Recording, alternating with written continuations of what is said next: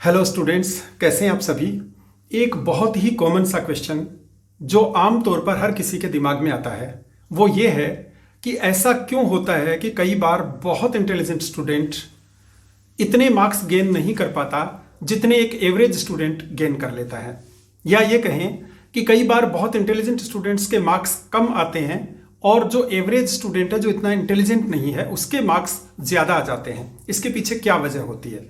हर आदमी अपने दिमाग से सोचता है, लेकिन मैं आज इस चीज़ को डिस्कस करूंगा और आपको एक ऐसा तरीका भी बताऊंगा जिससे आप भले ही एक एवरेज स्टूडेंट हैं, आप बहुत अच्छे मार्क्स गेन कर सकते हैं। और अगर आप इंटेलिजेंट हैं तो ये और भी अच्छी बात है। अगर आपने बहुत अच्छी तैयारी कर रखी है तो आप और अच्छे मार्क्स, जितना आप उम्मीद करते हैं उससे ज़्यादा ले सकते हैं। अब आप ये कहेंगे कि ऐसा हो कैसे सकता है। मैं आपको एक एग्जाम्पल से समझाता हूँ। दो दुकानें हैं, दोनों ही रेडीमेड गारमेंट्स बेचते हैं। एक दुकानदार जिसके पास माल कम है, दुकान भी छोटी है, लेकिन वो लेटेस्ट फैशन के कपड़े अपने डिस्प्ले पर लगाता है। जैसे ही कस्टमर अंदर आता है उसके पास, तो वो पहले कस्टमर को समझने की कोशिश करता है कि कस्टमर क्या खरीदने के लिए आया है, और उसकी चॉइस का पता लगा के उसको लेटेस्ट फैशन के और जैसा उसको चाहिए वैसे ही गारमेंट्स उसको दिखाता है। दूसरी तरफ एक दुकानदार है जिसके पास करोड़ों का माल है, लेकिन उस माल को उसने गट्ठर बांध के अंदर गोडाउन में पटक रखा है या कार्टन्स में भर के रख रखा है। और जब कभी कोई कस्टमर आता है तो उसको वो उसकी चॉइस समझे बिना उल्टा सीधा सामान दिखाने लगता है, और ना ही वो डिस्प्ले पर अच्छे कपड़े लगाता है। रिजल्ट क्या होता है आप जानते हैं? आप दोनों में से किसके पास जाएंगे, किससे कपड़े खरीदेंगे? मुझे लगता है हर कोई उससे खरीदेगा जिसके पास अच्छा सिलेक्शन है, भले ही ज्यादा नहीं लेकिन सिलेक्शन अच्छा है, और उसको वो कस्टमर के सामने उसकी चॉइस के अकॉर्डिंग रख पाता है। उस दुकानदार के पास हर कोई जाना पसंद करेगा।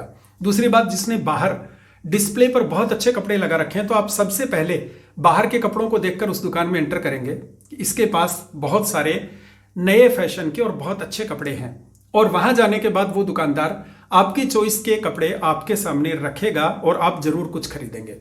दूसरी तरफ जिसकी दुकान में करोड़ों का माल है, उसको ये लगता है कि उसके पास तो करोड़ों का माल है, क्या जरूरत है उसको इतना सब करने की, और वो आपको बहुत आपकी चॉइस को समझे बिना बहुत सारे डिजाइन नहीं दिखाता, और रिजल्ट ये होता है कि आप छोटी दुकान से माल खरीदना पसंद करते हैं।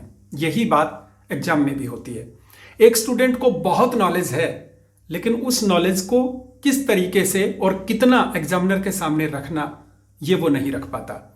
दूसरी तरफ एक स्टूडेंट है जिसको नॉलेज बहुत ज्यादा नहीं है, लेकिन वो सिस्टमेटिक तरीके से, बहुत अच्छे तरीके से, साफ सुथरी हैंडराइटिंग में सबसे अच्छे तरीके से प्रेजेंट करता है, और एग्जामिनर उससे इंप्रेस होता है, और फर्स्ट इंप्रेशन उसका लास्ट इंप्रेशन बन जाता है। ऐसे में एग्जामिनर उसको बहुत अच्छे मार्क्स देता है।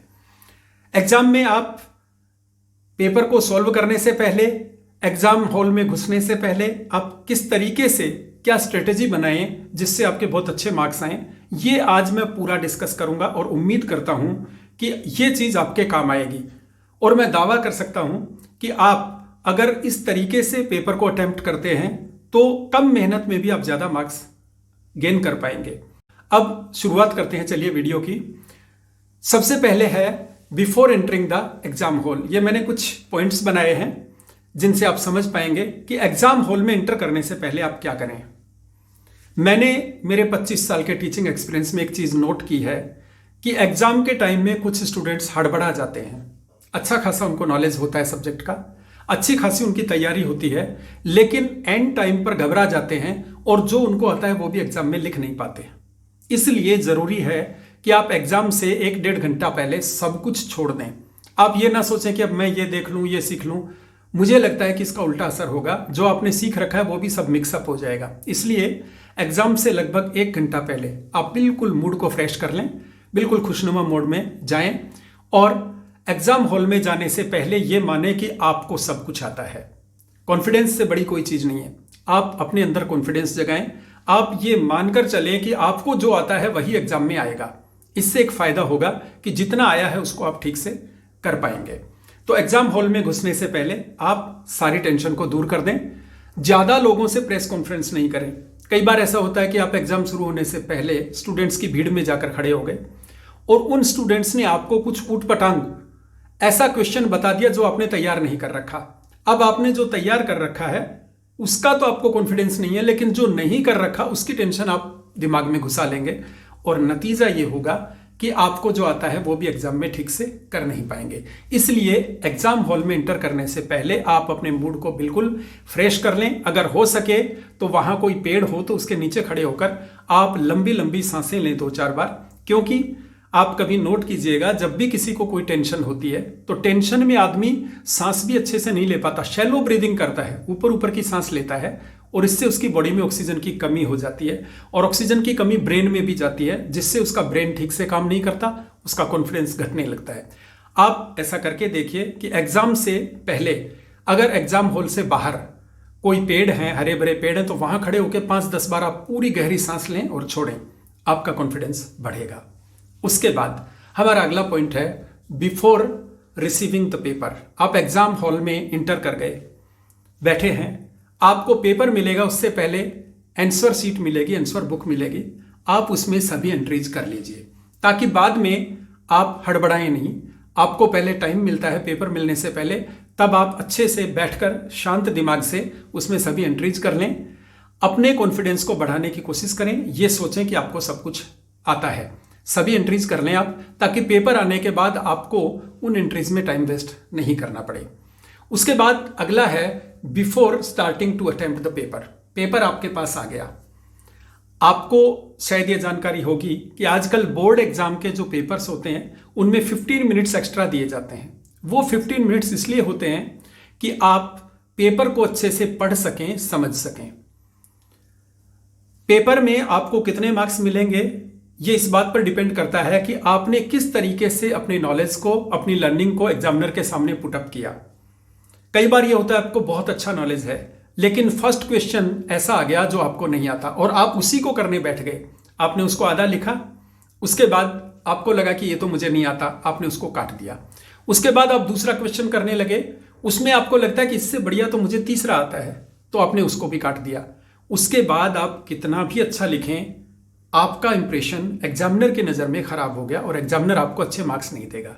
इसलिए ज़रूरी है कि आप एक बार पूरा पेपर जब आपको मिल जाए तो गो थ्रू द पेपर, आप उस पूरे पेपर को शुरू से लेकर लास्ट तक पढ़ें। अब इस मामले में कई लोग ये भी सलाह देते हैं कि आप पूरे पेपर को नहीं पढ़ें क्योंकि उसमें कुछ क्वेश्चंस ऐसे होंगे जो आपको नहीं आते और आप टेंशन बेवजह की अपने दिमाग में ले लेंगे। लेकिन मुझे ऐसा नहीं लगता, मुझे लगता है कि आप पूरा पेपर पढ़ेंगे तो आपको ये पता चल जाएगा कि कौन सा क्वेश्चन आपको सबसे अच्छा आता है, जिस पे आपको पूरा कॉन्फिडेंस है, 100% कॉन्फिडेंस है, तो उस क्वेश्चन पे आप जाइए। और अगला पॉइंट जो है ना, विच क्वेश्चन फर्स्ट, कौन सा क्वेश्चन फर्स्ट, उसका आंसर यही है कि आप सबसे पहले उस क्वेश्चन को अटेम्प्ट करें जो आपको सबसे अच्छा आता है। उस क्वेश्चन से आप शुरुआत कीजिए और जब आप उसको बहुत अच्छा लिखेंगे, साफ सुथरे तरीके से, साफ साफ हैंडराइटिंग से लिखेंगे, तो आपके एग्जामिनर को लगेगा, फर्स्ट इंप्रेशन ये बनेगा कि बच्चा इंटेलिजेंट है। और आपका फर्स्ट क्वेश्चन देख के एग्जामिनर के दिमाग में आपके लिए एक बहुत अच्छी इमेज बन जाएगी और आगे के क्वेश्चंस में अगर थोड़ा बहुत आपका नॉलेज कम भी है, आप बहुत अच्छा पुटअप नहीं कर पाए, तो भी एग्जामिनर आपको अच्छे मार्क्स देंगे। ये एक ह्यूमन साइकोलॉजी है, कोई भी चीज़ से हम एक बार इंप्रेस होते हैं तो वो इंप्रेशन काम आता है। अब जहां सबसे ज्यादा मार्क खाते हैं स्टूडेंट्स वो है टाइम मैनेजमेंट। वो टाइम का मैनेजमेंट नहीं कर पाते। कई बार 2 मार्क्स का जो क्वेश्चन है उस पर तो 15 मिनट खर्च कर देते हैं और जो क्वेश्चन 6 मार्क्स का है उसके लिए टाइम बचता नहीं, या फिर किसी ऐसे क्वेश्चन को पकड़ के बैठ जाते हैं जो आंसर उनको नहीं आता और फिर उस आंसर में इतना टाइम बर्बाद कर देते हैं कि लास्ट में कुछ क्वेश्चंस ऐसे होते हैं जिनका आंसर आपको आ रहा है, कुछ ऐसे बड़े क्वेश्चंस हैं जिनका आंसर आपको अच्छे से आता है लेकिन टाइम नहीं बचा और वो छूट गया। और ये शिकायत मैंने अक्सर स्टूडेंट्स को करते देखा है। एग्जाम के बाद कहते हैं कि सर ये क्वेश्चन तो मुझे आता था लेकिन टाइम नहीं बचा। इसलिए आप टाइम मैनेजमेंट करें। ये जरूर देखें कि कहीं ऐसे क्वेश्चन में आप टाइम बर्बाद ना करने लग जाएं जो कम मार्क्स का है और जो आपको नहीं आता। ऐसे क्वेश्चन को आप बाद में करने के लिए छोड़ दें और जिसको आप अच्छे से कर सकते हैं और जिसके मार्क्स ज्यादा हैं उसको आप टाइम दीजिए।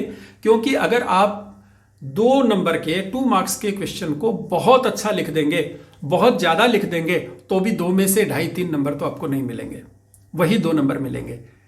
दूसरी तरफ आपने अगर 6 नंबर के क्वेश्चन को छोड़ दिया तो वो 6 मार्क्स आपके गए। अगर आप उसको करते तो 6 में से आपको 5 आउट ऑफ 6 मिल सकते थे, 4 आउट ऑफ 6 मिल सकते थे, और बहुत अच्छा करते तो 6 आउट ऑफ 6 मिल सकते थे। लेकिन वो आपने छोड़ दिया और आप 2 मार्क्स वाले क्वेश्चन पे अड़ के बैठ गए। उसका नुकसान, उसका खामियाजा आपको भुगतना पड़ेगा।